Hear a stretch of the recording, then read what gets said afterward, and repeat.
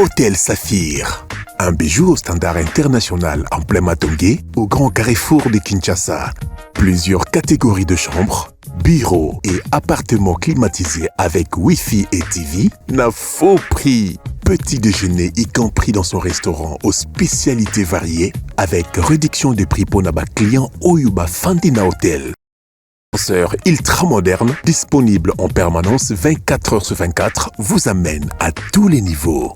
Yaboina Matongé et Zalaté. Notre adresse A4 Ikelemba, quartier Matongé, commune des Kalam.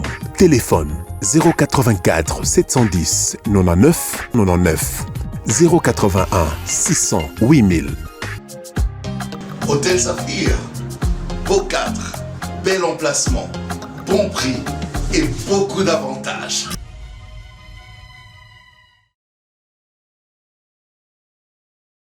Mesdames et messieurs, bon après-midi. Bienvenue dans le cadre de notre rendez-vous habituel.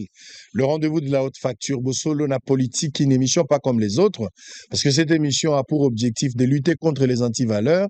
Nous faisons la promotion des vraies valeurs. Nous aidons notre population à bannir avec toutes les mentalités pré-techniques. Mais nous avons également la noble responsabilité de les aider à comprendre toutes les décisions prises par les politiques. Et puis la situation politique d'une manière générale, la République démocratique du Congo et du monde dans son ensemble. Alors nous sommes le jeudi 3 juillet 2025, nous sommes en direct. 4 personnes, peut-être pour essayer de terminer un tout petit peu la grande partie depuis qu'on a commencé depuis mardi, mercredi et aujourd'hui jeudi. Je pense qu'on va libérer les invités pour le week-end. Demain c'est vendredi, samedi, dimanche.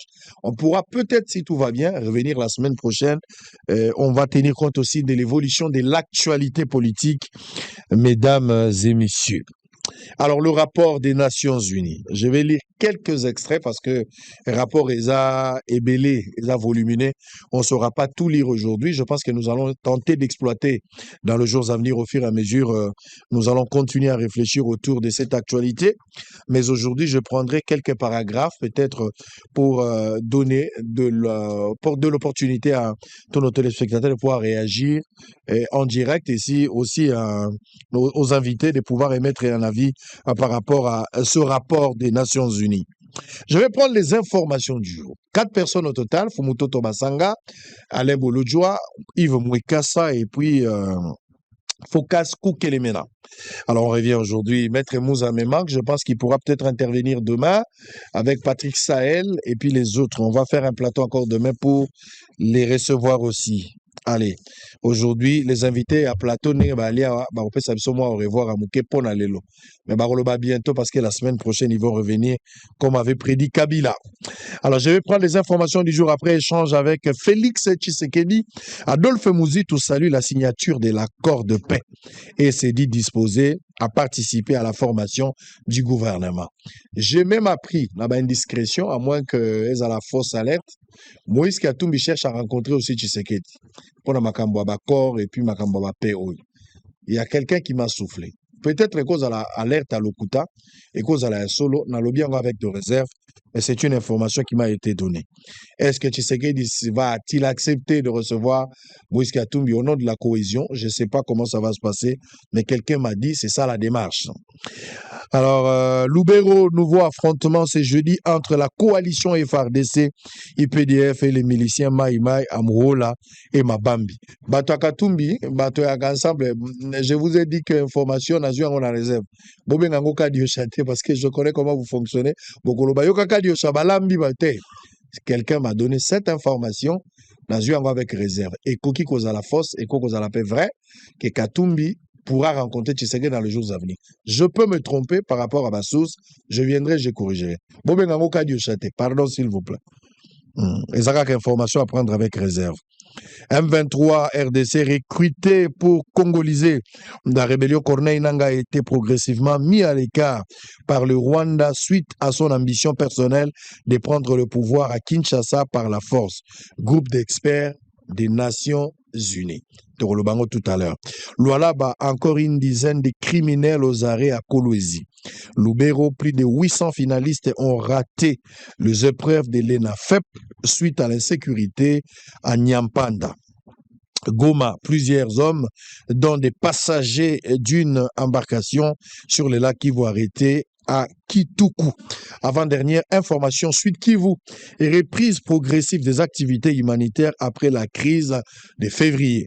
Pour terminer, Boma, un médecin accusé de viol sur une patiente, la FCDHD exige des sanctions face à ce médecin. Allez, on va aller très rapidement. Nous allons prendre la rencontre entre Muzitu et Tshisekedi. On va commencer par cet élément. Regardez en image, messieurs et dames, et Salamaki Lobi. On se retrouve après pour démarrer avec quelques paragraphes. Il y a un rapport, il y a un expert, il y a Nations Unies.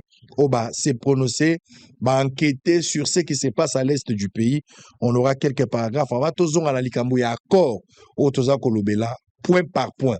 Aucune chaîne de télévision ne vous a donné cette opportunité de comprendre d'une manière détaillée Makambo Ezali accord, mais aussi occasion à Bandeko. Je remercie des invités d'abord pour la disponibilité, engagement à Bango, parce que de part et d'autre, sacrifier ma programme pour être là, expliquer notre population avec les détails, surtout dans un débat ouvert, et ça permettre à la éclairer par rapport à cette situation. Alors regardez, on se retrouve après. Nous allons démarrer les débats. À tout de suite. C'est une des figures bien connues de la politique congolaise. Ancien Premier ministre et président du parti d'opposition Nouvel Élan, Adolphe Muzito est venu rencontrer le président de la République, Félix Antoine Tshisekedi Tshilombo, et lui présenter sa contribution sur la sortie de crise. Après plus d'une heure d'échange, il se dégage une convergence des vues sur plusieurs questions d'intérêt national. Mon parti et moi, d'abord, nous avons commencé par le remercier pour les performances réalisées. D'abord, de manière générale, on le critiquait, on disait de lui qu'il se promenait beaucoup à travers le pays, plutôt à travers les pays étrangers, etc. Mais aujourd'hui, les résultats sont là, à savoir qu'il a réussi avec la communauté internationale d'obtenir que le Rwanda soit compris comme un pays qui agresse la République démocratique du Congo en utilisant des sous-fifres, c'est-à-dire des rebelles qu'il crée sur le terrain. Et donc les États-Unis ont obtenu finalement, sous son égide, la signature d'un accord qui désormais permet que les Rwandais puissent se retirer de notre pays ainsi que les rebelles qu'ils ont fabriqués.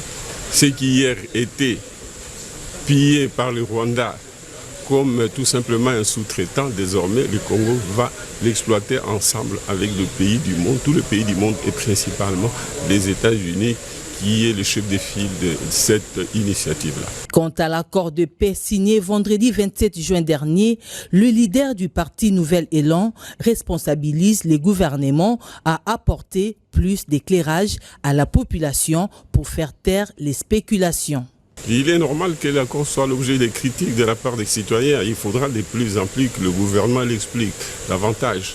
Mais s'il y a des faiblesses qui s'avèrent, des vraies faiblesses, nous allons amender. Nous allons réfléchir et corriger au fur et à mesure que l'accord va être mis en œuvre.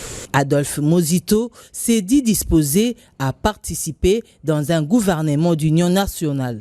J'ai donné ma position pour dire que j'étais disposé à participer à la formation du gouvernement et que pour moi, mes idées, je voulais qu'elles soient prises en compte dans la mesure du possible, quitte à ce qu'on discute avec le président de la République et le gouvernement dans l'ensemble pour qu'on voit, ou la coalition dans l'ensemble pour voir quels sont les enrichissements que je peux apporter qui peuvent intéresser la vision du président de la République. L'ancien Premier ministre Adolphe Muzito a présenté une... Adolphe Muzito, Nouvel Élan. Il a parlé des faiblesses. À l'objet, faiblesse et Koki Kozala. S'il s'avère qu'il y a des faiblesses, selon Muzito, Koki ko amender au fur et à mesure cet accord. Mais deuxième élément aussi, il faut faire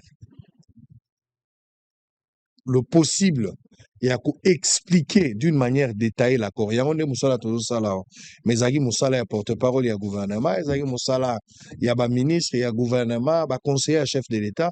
Bangonde faut basala moussala. Mais biso toujours responsabilité. Tout ça là ngo na kombo ya patrie, toujours $1 ya mutute. Et ça engagement na biso vis-à-vis na mboka. Malheureusement, biloko ya boizwa ka appui financier te. Bagenda kopesa ba appui wana. na bato peut-être baza koloba makambo qui n'a rien à voir par rapport à salut ya nation.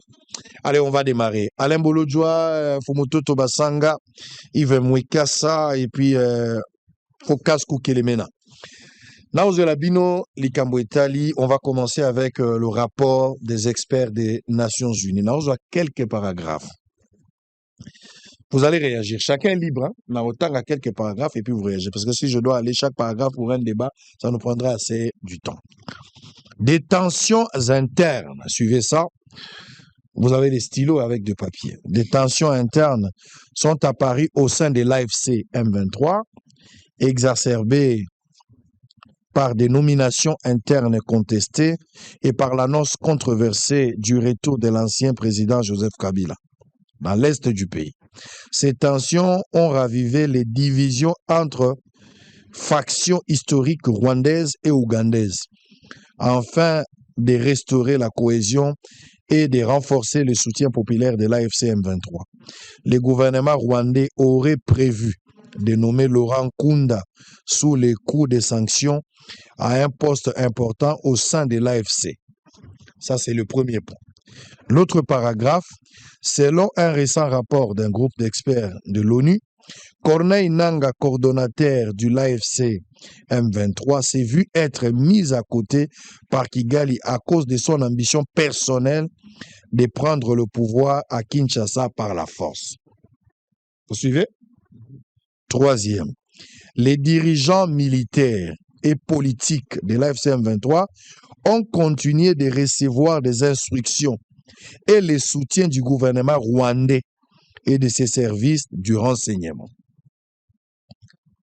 Je vais aller au quatrième paragraphe avant-dernier.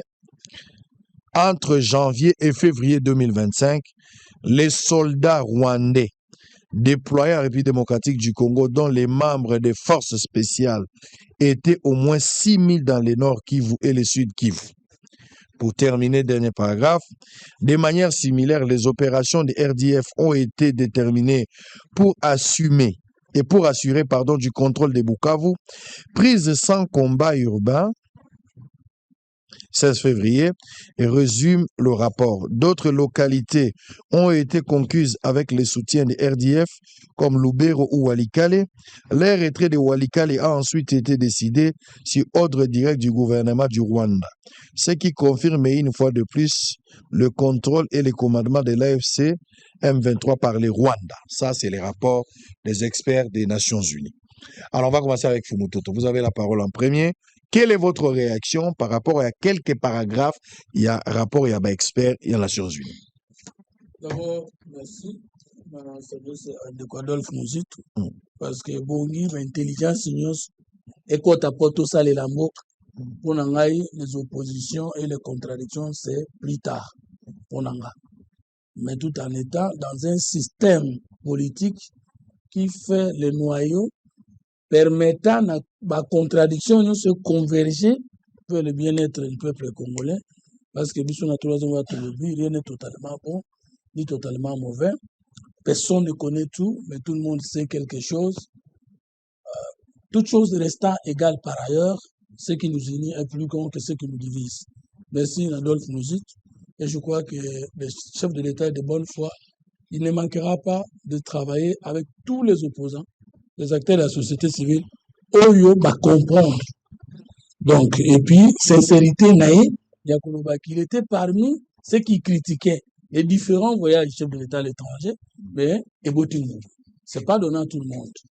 Et la sens d'humilité et du patriotisme indiscutable. Alors que tout le monde sait que dans la première séance de connaissance au Congo, on a travaillé avec les Kamuzitu à Azate, ce qui va donner la donnée de taille. Sango, l'intervention dans les Amokuse. Allez-y. Il fallait Tshisekedi. Pour que Kagame azanga quelque chose na lingina lobaboye. Bala liboso na bo moina biso. Na va répondre à la question non mais non bandawan. Ya Kagame kondima accord contraignant sur lui. Depuis Tobunda na ye. Le loko Kagame andimi accord contraignant. Kagame andimi CONOPS. Il y a 31 septembre Puis à 1er octobre 2024, Oye Aboya qui n'a pas de Luanda. Tout le monde sait. Kalobeka kondima angote. Akei les États-Unis, andimi. Alors qu'on a fait bandai koloba clairement que M23 AFC, il faut pas longwana toutes les zones occupées. On n'a pas utilisé, on n'a pas dit les rebelles batikala na bisika bazalaki. Parce que occupation est la rebelle. Rebelle na combo ya droit des peuples à disposer d'eux-mêmes. Rébellion ezalaki na statut international reconnu. Mais charte des Nations Unies, accord cadre Addis Abeba, auto signé na Rwanda, et c'est boma droit wana parce que tous les chefs d'État bandima que d'être yokani boye, aucun pays membre de l'Union africaine, signataire de l'accord cadre, a kokili susu kosunga rébellion na mboka na bangote. Sikoyo, Kagame ndimi désengagement immédiat. Il y a des troupes rwandaises dans le sol congolais. Kagame andimi respect strict. Il y a charte de l'Union africaine, il y a les Nations Unies. Kagame andimi que accord et lobby n'a aucune opération transfrontière. Il y a yé et kokiko tia sous ma colonne Congo. Puis Kagame andimi présence meurtrière na Congo sans être couvert d'aucune immunité. Tu y a des gens que Kagame courait des gens des nouvelles sanctions internationales à partir de la signature de l'accord. Parce que les instances hollandais sur le plan international, et ça allait aux États-Unis.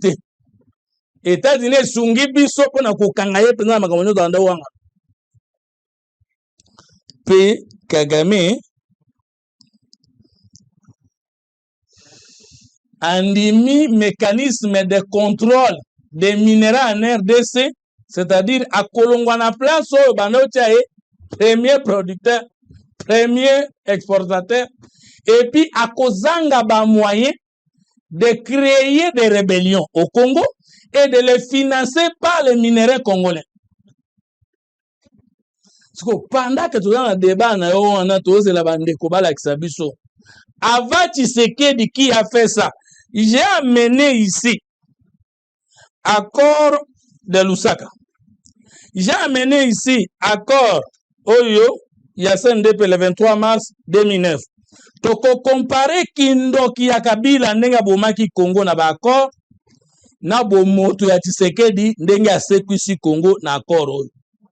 Mais ndeko Yves Lobi Kagame ndimaki na préambule ba renvoyer que sous bassement to fondement to référence na ko le bame to préambule ya accord oyo ezali résolution 2773 des Nations Unies. Résolution ngolobaki ke basoda na ye bali na Congo. Kono se lobaki M23 eza soutenu par le Rwanda. Ya monaki na mois de mars, mokonzi mboka komaki na Rwanda ya kimaki. Akanisaki ekoki. Mais abosanaki que tout ce qui a commencé a une fin. Maintenant les sanctions arrivent. Yoka nano, pardon. Rapport ya expert ya Nations Unies. Balobi ba confirmer que gouvernement rwandais alingi atia nkunda na M23 elakisi que Tshisekedi a sauvé mbok na ndenge alobaki na boite ba Kongolo bazwi minduki bazali baza ba pantin parce que basali yango na volonté na bango te na kosola na mettre à penser na bango a solo na mettre à penser na bango a cloué Kagame que c'est toi le meurtrier du Congo, l'assassin du Congo. Maintenant, est révélé dans l'étude de l'expert que M23 est dans le Congolais, est dans le Lenge SNDP. Est révélé dans Mokili Mobimba ete nanga zalaki wana ye moko babenga ki yende dai kop na ete. Meta ba moni ka komo vimba ba yebise bongo te. et confirmé présence rwandaise. On a maintenant qu'on a l'exabolo joake. Tango balobi levé des mesures de défense bas. Des engagements de force bar levé des mesures. Nando l'accès que ça bilo komi balé. Nando l'accès que koki kosa le matin, s'il n'y a pas présent de troupes officières rwandaises au Congo. Bolo de bimaki ke ye binyos. Awa a contredire sikoyo expert ya Nations Unies nenga na kozongisa sikoyo ye na accord que oui des engagements de force rwandaises au banda olobeza deux niveaux. Ba rwandais officiel baza na Congo na appui to création pe soutien ya Kagame na eloko na ye AFC 123. Maintenant Kabila qui est-il ici? Je disais toujours une émission na yo. Kagame nda azotinda Kabila, Kabila nda azotinda Nanga. Sikoyo. Omonite bimi clair. Mais Joseph Kabila komaki na Goma. Ayambaki bato nyonso mbato akufela ki bato, ayambaki bangote. Joseph Kabila akomaki na Goma, alobaki makambo nyonso matikala kosite Rwanda te. To bakepe ke doctorat na yepe eleki be expert ya Nations Unies nyonso na mayele. Sikoyo. Tokoloba nini? Kaloyo ba minere zalaika wana. Kaloyo ba Rwanda bazalaika wana. Kaloyo ba rebellion zalaika. Kaloyo ba accord zalaika. Ba étude ya Nations Unies eke indenge moko na accord tsekeda abimisi po tuzalaki kozanga mwana mboka ya solo na mutu ya mboka.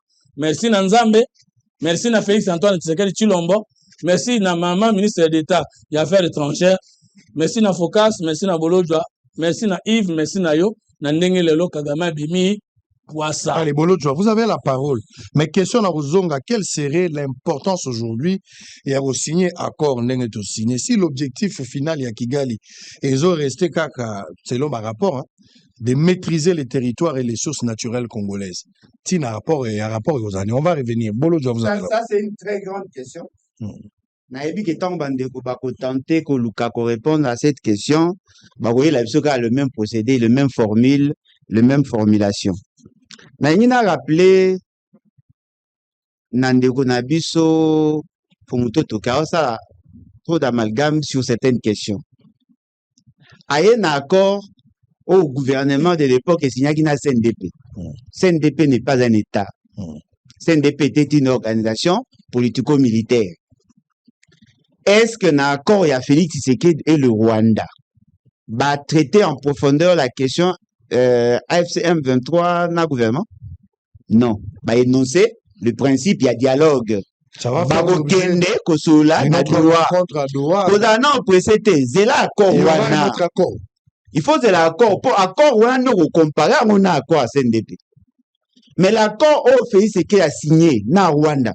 La kisabiso accord au Kabila a signé na Rwanda. N'est qu'on comparer entre les deux.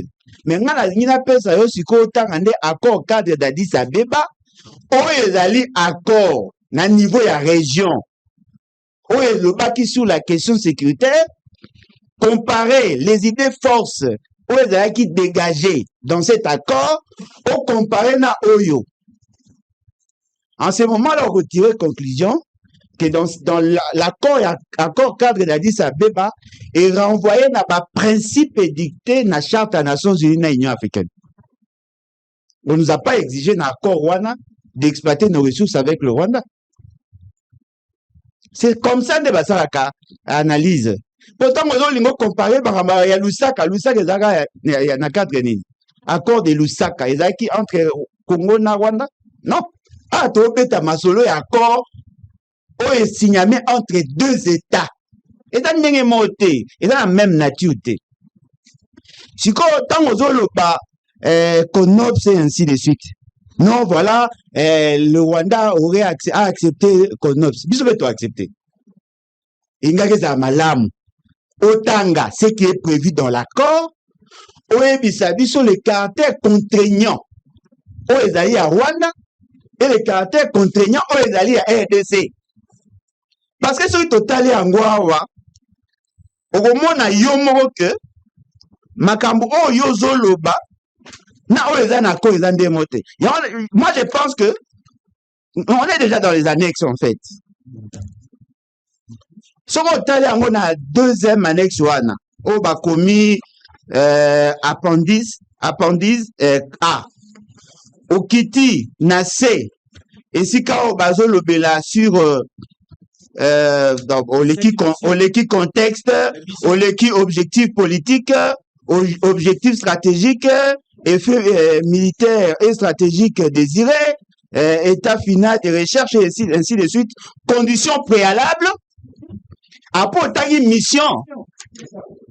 C'est en ce moment-là que nous comprendre, malamo yozoloba, ezali likanisi na yo, moi l'inga pour mes amis. Nazo remarqué que ndeko na biso nani fumutoto na ndeko mukasa sont de bonne foi. Bazo loba o bango bazo souhaiter. Bon loba o ekomami. Pour la RDC comme mission, neutraliser les FDLR, oui, favoriser les rapatriements des membres FDLR au Rwanda, garantir les conditions d'une paix et d'une stabilité durable dans la sous-région des Grands Lacs, exact, protéger la population et assurer le retour des déplacés dans leurs milieux d'origine. Oui, pour le ça, Rwanda. C'est pour le Congo. Pour le Rwanda, désengager les forces barres, lever les mesures de défense mises en place par le Rwanda.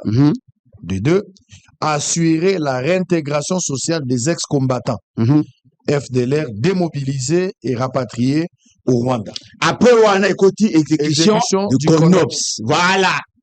Ce qu'on a au côté ce qu'on a kati. Au moment que l'essentiel des actions est fandiqué sur les FDLR. Donc, mais yango ezawate tangando komona. Et on a ça que bon ko tanga, au moins on a une lecture combinée. Il y a texte à liboso, autant il y a on a ba annexe. On comprend nango bien parce que aux autres qui m'a côté à mise en œuvre. Dans la mise en œuvre, tout tourne sur les FDLR. Il y a un problème dans les aliboy. Faut tout ça ligne de démarcation entre problème tout ça on a Rwanda, na problème au plus se déranger biso. Rwanda, toyebi bandakala, avant que tu fasses ce que d'ailleurs, que Rwanda la mobomi, abomi biso belé, tu le baraba 10 millions, infiltration, occupation, nyon so va théâtre le bar, fait ce que amemi na elote, tu le baramo déjà. Mais ce qu'on peuple, besoin de sa peuple, ça paix, on est kouta, ce qui te neutraliser AFCM 23. Ce qu'on a accord, on a bino, na CONOPS yo lobby, parce que CONOPS ces années, et ça concept, et ça concept au bâtier et opérationnel, le lenge nini barosala. Si qu'on a CONOPS yo zo kumisawana, bah ça qu'on rassurer bisoté qu'on va neutraliser les M23, AFC M23. Si qu'on va renvoyer biso na lisolo ya Doha. Si qu'on yo zo beta maboko, mais lisolo ya Doha na les salamité. Parce que dans le cas, il y a dialogue entre Félix et na AFC M23. On est obligé de noter. Bango baza avec exigence na bango. Félix et a fait des cahiers de charge na yé. Tant que baro fait na baro solo là. Oh, le dialogue est les rendez-vous du donner et du recevoir. Si on a rendez-vous du donner et du recevoir na bango. Baza ko linga avant bino na bango bo solo là. Pour arrêter d'abord ma poursuite. Bokangaki nanga avant so na bino te, avant so na bino bolongo la ba poursuite na ba jugement ya bino pour que bosolo. Ndenge zawana, ndenge to so na bino na suka batu na biso to zaki na bango bokanga bango te, bo protéger bango. Siko yo zo sa peuple, tant ba ko démobiliser, ba ko sambisa, ba ko kanga. Mais yo zo yango wa po ba so inote. Parce que ça na accord aux États-Unis a signé bino na le yenge et je suis sûr et certain. Le Lunetolo va faire ce qu'il est en train de regretter. Na comprendre na moké na maloba fumu pauti koloba. S'il y a des erreurs, il répondait à une question lui posée certainement par l'un des journalistes. Si bien sûr. À lobby, s'il y a des faiblesses, il y aura possibilité de ça pour réciblement. Heureusement pour eux, dans la disposition finale au Basali, il y a possibilité effectivement d'amender. Si on passe dans les appuis, pour sa peuple, n'engage de moka salobi, et ça on a ba faiblesse benga boy kondima, mais et ça mieux pour la conception na bino. Moi j'aurais souhaité botika biso na accord cadre d'Addis Abeba. Parce que dans l'accord cadre d'Addis Abeba, bah obligé de exploiter na Rwanda minerai na biso te. Bah obligé biso te. Bah tiens mécanisme à suivi et pas na biso, bah tiens mécanisme à suivi et pas na bango. Il y a la communauté internationale qui faisait le suivi. Vous avez telle obligation, quel est le niveau, il y a exécution. Côté au Bossala Kibo, quel est le niveau d'exécution? Bien qu'il n'y avait pas un caractère contraignant parce qu'on n'avait pas mis en place le mécanisme de sanctionner les États. Mais du moins, il y avait un mécanisme de suivi. Tant Mobino besoin qui pouvoir, beaucoup de François Mwamba. Après, Boche Claude Ibalanke. Le long Boche Moutoumousous. Pourquoi avez-vous abandonné cette démarche qui garantissait par ailleurs notre souveraineté? Au moins, il place à notre royaume 40 années. Bouba peuple. Bino bolongwa na Congo na voyage na bino innombrable dit-il. Boké na États-Unis, boyebisi biso, toké na États-Unis, to pesa bango minéraux ou to mona raté, to zevi pe importance na ngote, bango ba garantie biso pe. Au moins, il y a une place où on a moro. Il y a un élément que tous les Congolais n'accepteront pas. De voir notre gouvernement en amour avec le Rwanda. Peut-être que nous avons tenu qu'on a dimension. Le jour où tu as un match na Chan contre le Rwanda, les gens n'ont pas soutenu que l'équipe nationale, bah soutenu la fierté nationale. Les gens se sont déplacés, Balongo, Bukavu, Goma, Kisangani, Kinshasa, Kei Kota la match. Moi, je suis pour la tu as pour la tête par rapport à Balé. Tu as pour la par rapport à la philosophie Nabiso. Toboi Rwanda. Biso Toboi Rwanda. Alors, on va. Ata Soki Bino Bogosa va former Nabino. N'intégrez pas le Rwanda par rapport à Mme Nabiso. Parce que là, au moins, ils arrivent. On avait parlé, il y a gestion conjointe. Papier, terme, zate. Souka, ba moni, ba justifié. L'accord Oyo est fondé sur un objectif. Les États-Unis veulent récupérer le marché, il y a mine abiso awa. Des marches au pays, c'est qu'il y a mena qui en Rwanda. Tant ba komikuna, ba memi bango, na débat en Rwanda. Ba juxtaposer en fait nos objectifs. Idée n'abiso là qui a rekende, ba États-Unis va réconcilier biso na Rwanda. Non, on n'était pas parti pour ça. Tokendaki pour avoir leur soutien. Mais bango va obliger biso to zonga kosola na Rwanda parce qu'ils ont des intérêts au Rwanda. Et si quand dans ces intérêts, on nous fait signer un document alors que le document essentiel, l'accord d'exploitation de nos ressources, jusque-là n'a pas encore été signé. Alors comment vous réagissez par rapport au rapport des experts et à Nations Unies? Les rapports des Nations Unies, Ponanga, basa na bango lote.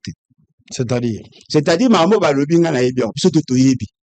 Oyebi nini? Non, na yebi le Rwanda s'est organisé pour fasciser notre État, a utilisé ba marionnettes pour que ba ko attaquer na yebi na yebi. Dans cas d'espèce ba marionnette banani wa utiliser siko. Souci na ezana tanga AFCM 23 pour comprendre le tanga. Est-ce que ça souci? Ngana banda moi avant. Prétenga ba intention. Non, formulation à question na yo, c'est comme ça dans poso ebiso on a kisake. Pour que na la bien faut na tanga comme on a. S'il vous plaît. Et bandi le lot. S'il vous plaît, soko lobi ko tanga te za droit. Ngana ko tanga pour na tanga moi avant. On a lobi eza question pourquoi oboya mutuna. Na lobi na question est claire. Réaction na yo par rapport, il y a rapport et expert il y a Nations Unies. Yo lobby rapport wana eloko asika ba lobby ezate. Na tuni yo pona nini? Yo lobby nanga parce que ba démontrer clair que depuis kala Rwanda mutataka biso a utilisé ba marionnette. Na tuni banani na contexte oyo. À la contexte yo gasko na ça. Au moins tango ba boakela biso mbwakela yo na no ya Kagame.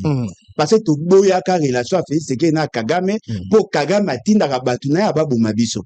C'est quoi pour nationaliser sa démarche, il recrute les mini-frétins, bateau bateka milimo abenga ka bango pour basala yango.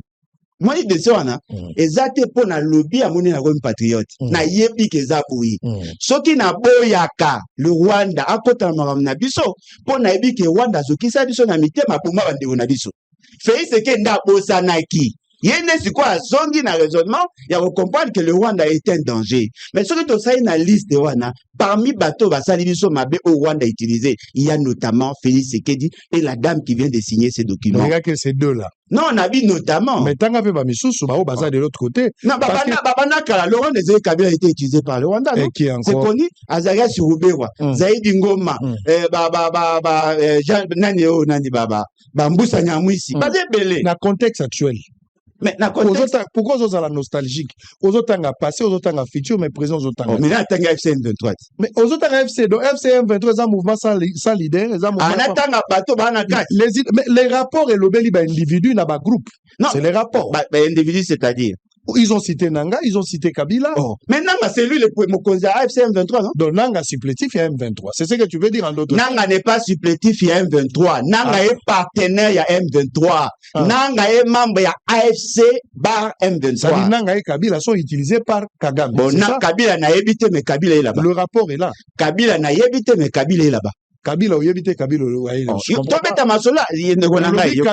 Kabila est là-bas, je comprends pas. Kabila, jusque là, personne ne peut me confirmer que Kabila est membre de AFC M23. Mais je sais que Kabila est là-bas et c'est qu'à l'opération de Sahel. Très bien. Tout ça, nuance. Moi, Yoka.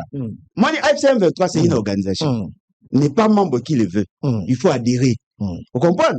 C'est tout ça à distinguer. Entre ce qui s'est fait dans la partie Est et les organisations, nous nous perdons. Rien ne nous rassure que Kabila est membre de AFC M23.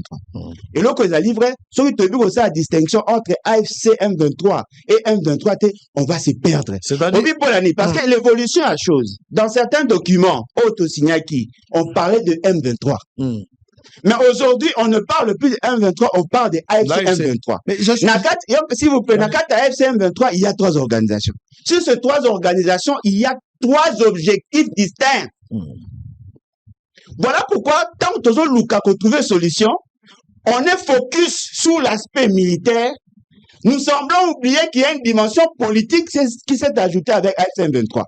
Il y a mon bateau, les retraits de troupes veut dire solution, il y a Rwandais veut dire solution. Il se trompe. Au moins, ils ont un rapport Rwanda. Donc, au moins, il y a la présence est rwandaise. Mais, bateau Bazawana va créer astuce pour prendre les militaires au Bakangaki.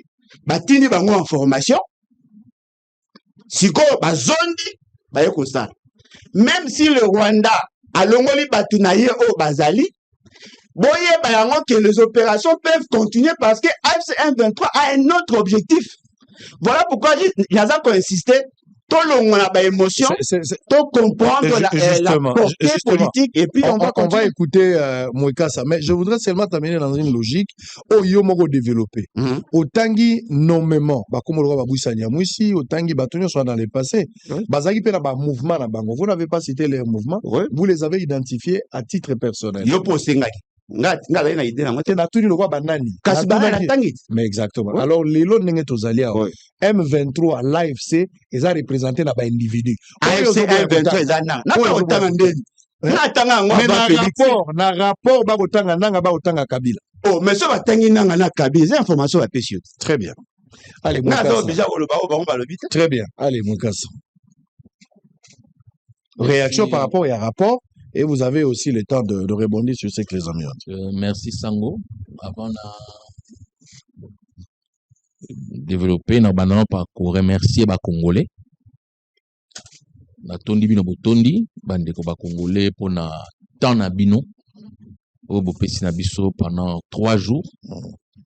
Malgré ba occupation, malgré ba charge, bondimi ko vanda liboso ba télévision na bino pour na kolanda ba débat automandi ko tozali ko sala sur accord ya Washington.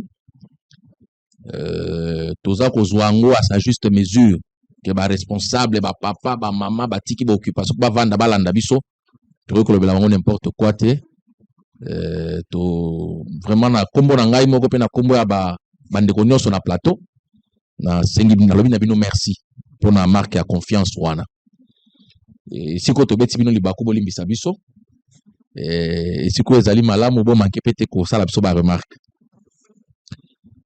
na félicité Premier ministre honoraire Adolphe Muzito Fumopa pour la démarche patriotique na ye na ozongela makambo ndeko na nga Fumoto alobite mais na exprimer na ye kaka remerciement wana Et puis, on a remercié les Congolais nyonso oyo ba contacter kingai dans le site nangai www.kimia.cd. Merci. Nazu ba message na bino nyonso ina kokoba na ko tenir compte na ko bozai ko ebisa ngai. Eloko liboso na koloba na constaté que patriotisme et ndeko na ngai bolojwa ils à deux vitesses. Quand il faut tirer sur le gouvernement, sur le président de la République, l'institution président de la République, au moment où on a fougue, ça est belé, et puis bah moi ils a coulé. Mais à partir du moment où on a tourné motuna pour na bande ko ba na ngambwa ya Goma Bukavu, ndeko bandi ko beke, azana difficulté ya kotia musapi. Et si kawo ils a ko ça passe.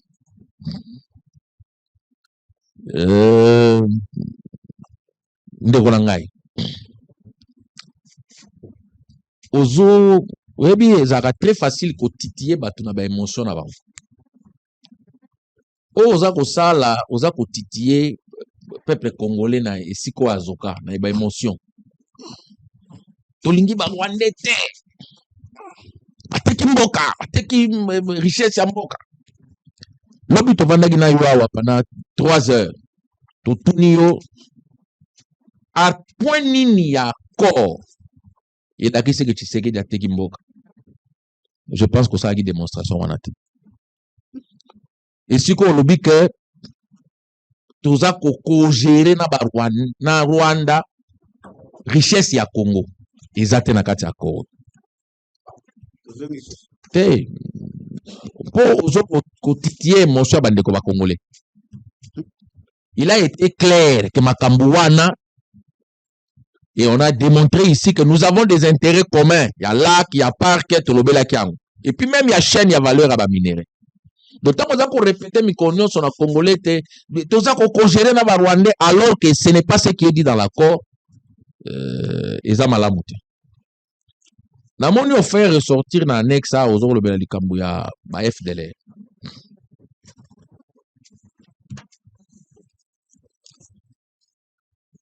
Soyo totangi intitulé à document appendix A. Document babengi CONOPS, concept des opérations. Mais ils ont concept des opérations nini. Ils ont concept des opérations du plan harmonisé de neutralisation des FDLR et de désengagement des forces levées des mesures défensives du Rwanda. C'est normal que plan O et le bakaka makambo ba FDLR na makambo ya désengagement ba force. Pondé plan O. Ezali plan ya résolution ya ba problème ya revendication ya M23 te. Tangu tozalaki na Luanda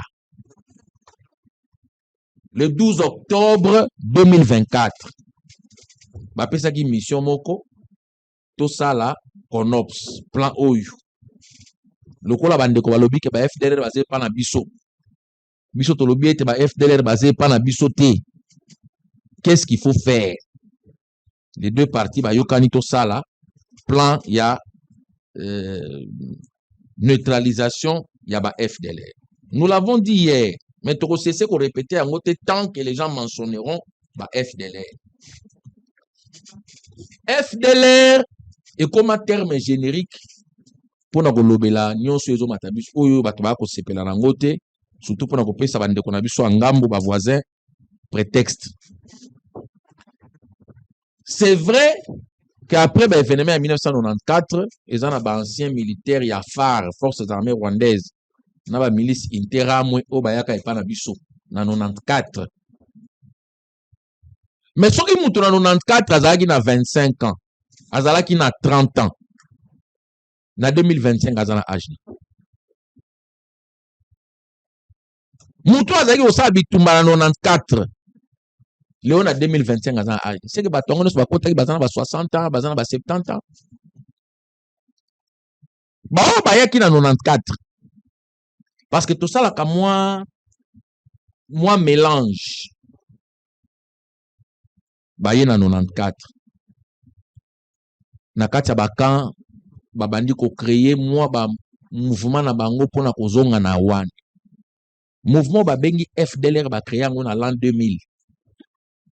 ba créer mouvement na bango wana FDLR na l'an 2000 et botamaki na sima mouvement musuku ezalaka comme nango ezalaka ALIR, Armée de Libération du Rwanda, et comme ekobota FDLR. Objectif bazonge para ba. Mais na ko rappeler bino que de 2000 à 2003 parti wana nyonso ezalaki na maboko ya RCD. Est-ce que ba FDLR bazaki coopérer pour cohabiter na RCD? Parce que les mêmes qui étaient na RCD bazaki ko nanga moyen béton. Du moins certain.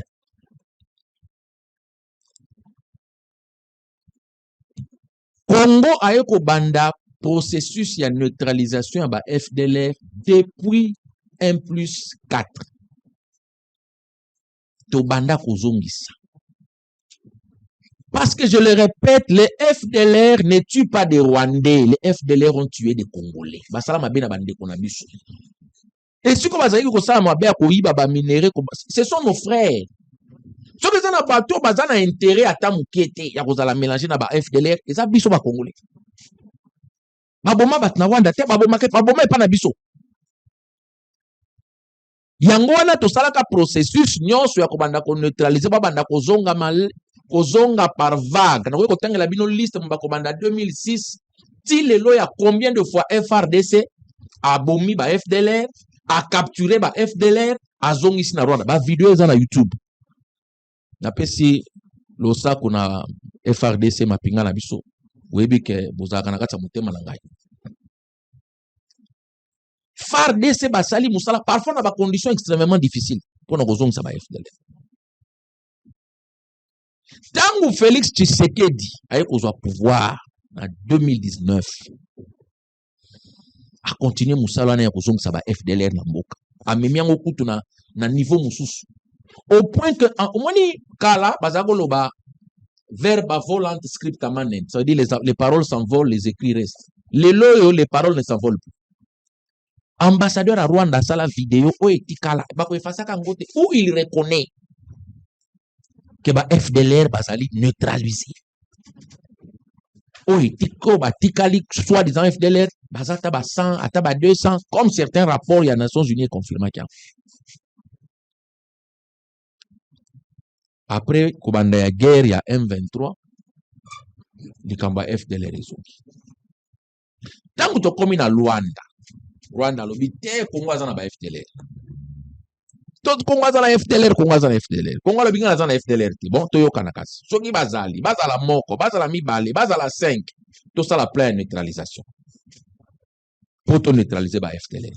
Wana na octobre 2024 avant Chitagoma. Basali plan ya neutralisation. To soumettre bango ba pesi ba avis na bango. D'ailleurs batu musu basilika kawa kwa nini délégation ya Congo bakendaki ti na Rwanda. On a travaillé sur plan de neutralisation, ba expert en renseignement bakendaka. Tangu bazui Goma, ngana za ko mi attendre que le quoi balobaye que ba FDLR bazé belé. Ba relaxa biso pena ke mupiko ba FDLR bango bakangi parce que bazui Rutshuru, bazui Masisi, bazui côté wana nyonso. Mena ngana bino to monaki na TV. Que tant mokile ko mutcha makele les FDLR les AT babimisa bino 14 personnes. Otali batongo balati batenia sika uti ko bimana basache musuku talati kecha Nike mokili mobimbe monaki ke ba FDLR ba musuku to mona bo mona ke ba to kata esuki kana tongo wana vraiment ba coin ezo mona na nanu keza ya sika mokili mobimbe monaki. Mais le document est salamaki avant et que elandi bisoti na États-Unis. Parce que c'est le processus qui continue. Nde epesi annexe A oyo konops plan ya pour neutraliser ba FDLR na des engagements de force. Plan oyo elobi nini?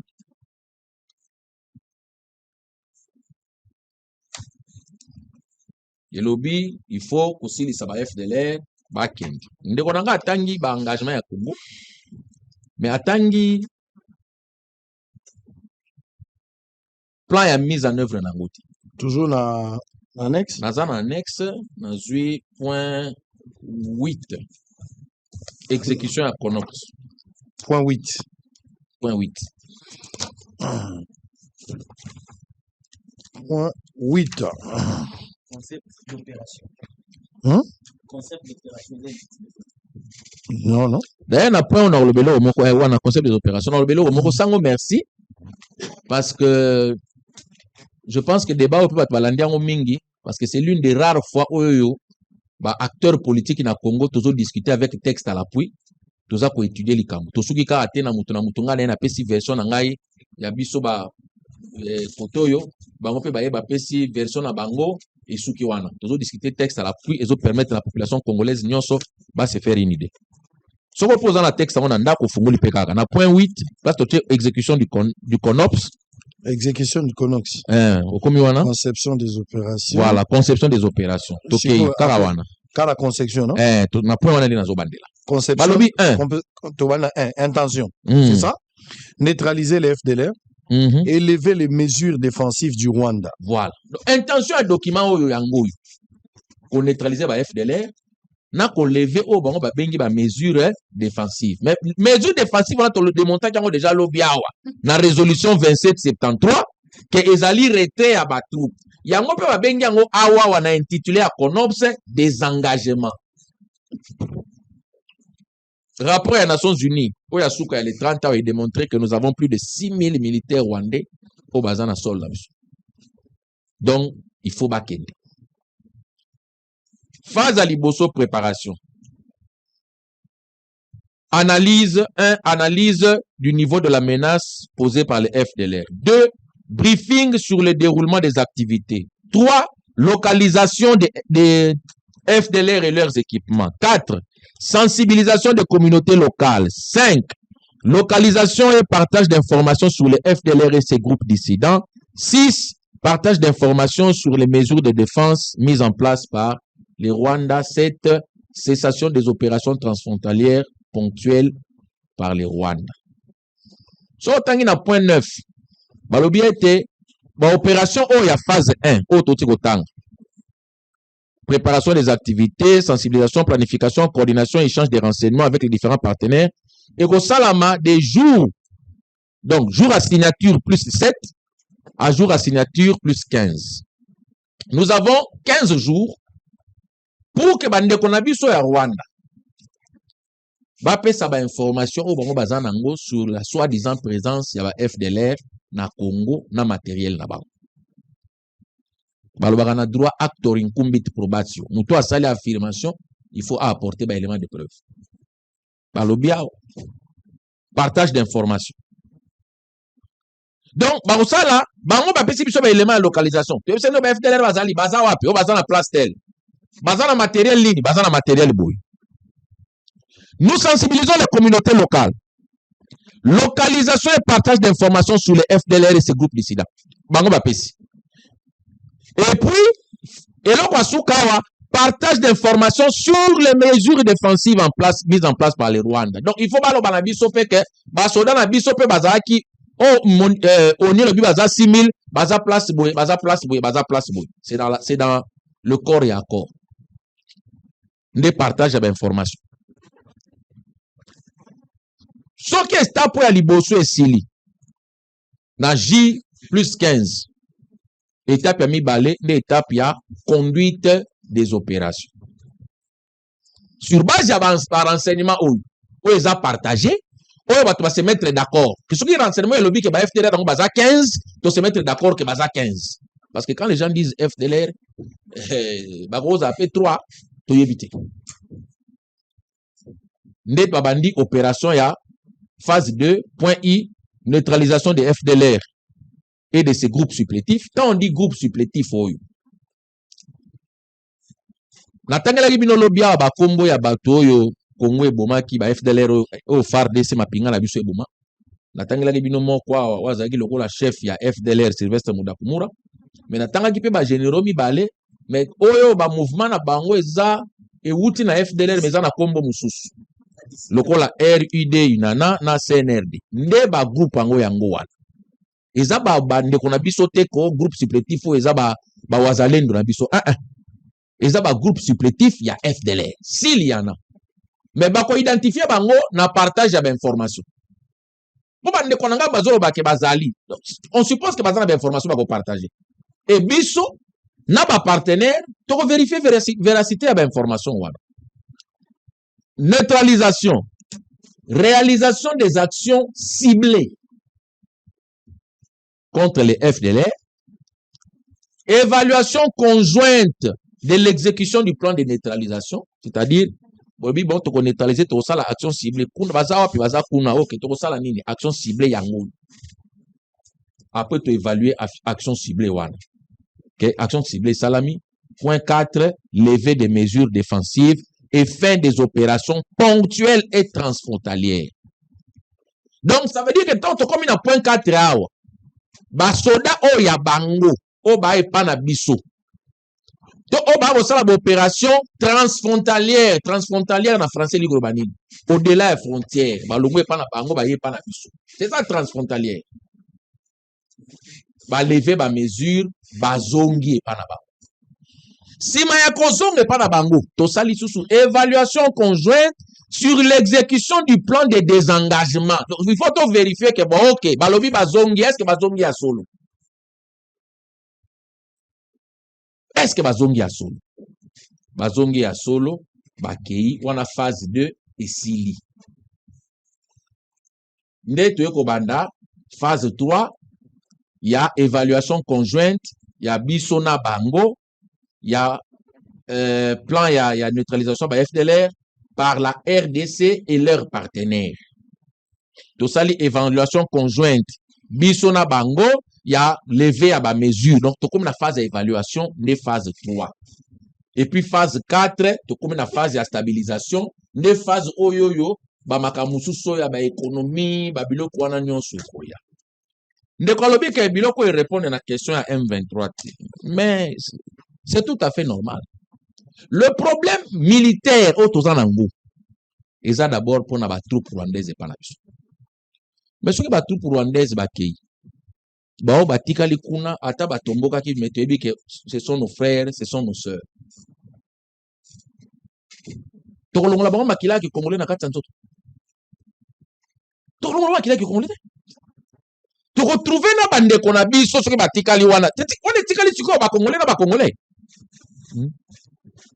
Mapinga ya bapaya ekei o batikali bande kona biso ngana zaka pour impunité te sango na tindelo photo moko ya livre na ngai na otiko comme otiko comme un livre à plus de 300 pages ko eza ko appeler na mise en place d'un tribunal spécial pour la RDC parce que moi j'estime tant que bato banda ko zwa manduki sima ya manduki wana akomi ministre akomi PDG akomi boye a bénéficier batu bako continuer à kozoka manduki na mboko yo seko na seko. Exact. Yango na livre na nga na komi à plus de 300 pages. Vous avez le livre là. D'été, l'accent na livre wana pardon. Na komi na livre wana na pesi de vision na ngai nyonso comment ya kosala mise en place ya un tribunal spécial. Quelles sont les démarches que nous devons faire? Forme nini bako pesa na tribunal wana to kosala yango na ndenge nini?